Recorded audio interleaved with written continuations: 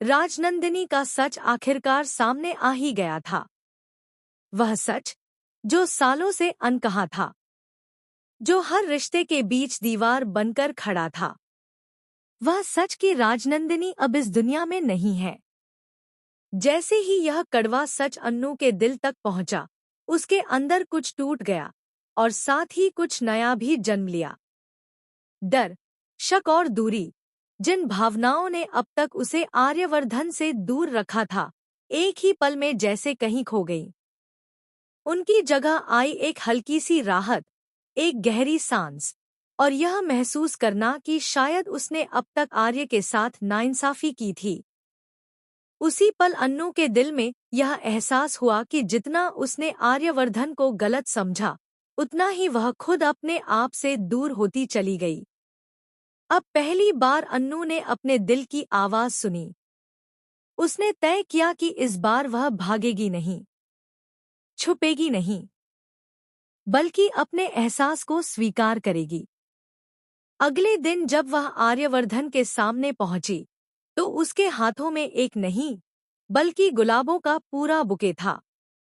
उन फूलों के साथ वह अपने टूटे हुए विश्वास को जोड़ने आई थी, अपनी गलतियों को स्वीकारने आई थी, और सबसे ज्यादा अपने दिल का सच कहने आई थी। उसकी आंखों में नरमी थी, आवाज में कंपी, लेकिन इस बार उसके शब्द सच्चे थे। उसने धीमे से कहा, सर, मैंने आपके साथ जितना भी गलत व्यवहार किया, जितनी बार आपको ठुकराया, जितनी बार आपको गलत समझा, उसके लिए मुझे माफ कर दीजिए। आपने फिर भी मेरे बारे में सोचा, मेरी परवाह की, और गायत्री माँ ने भी हमेशा मेरा भला चाहा। लेकिन मैं ही जिद्दी थी, मैं ही अंधी थी। आर्यवर्धन खामोश खड़ा उसे देखता रहा, जैसे उसके हर शब्द को दिल में उतार ले रहा हो। उस खामोशी में सैकड़ों बातें थी, और उन्हीं बातों के बीच अन्नू ने उसे गुलाब का फूल थमा दिया। वह फूल सिर्फ एक तोहफा नहीं था, वह भरोसे का वादा था, एक नए रिश्ते की शुरुआत थी। उस पल ऐसा लग रहा था जैसे समय थम गया हो, जैसे किस्मत खुद इन दोनों को फिर से एक कर रही हो।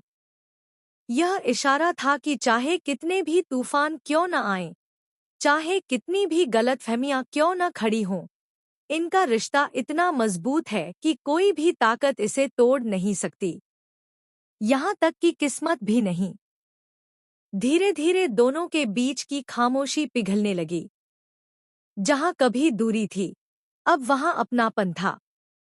जहाँ पहले दर्द था, अब वहीं एक मीठी मुस्कान लौट आई थी। आर्यवर्धन के चेहरे पर पहली बार वह सुकून,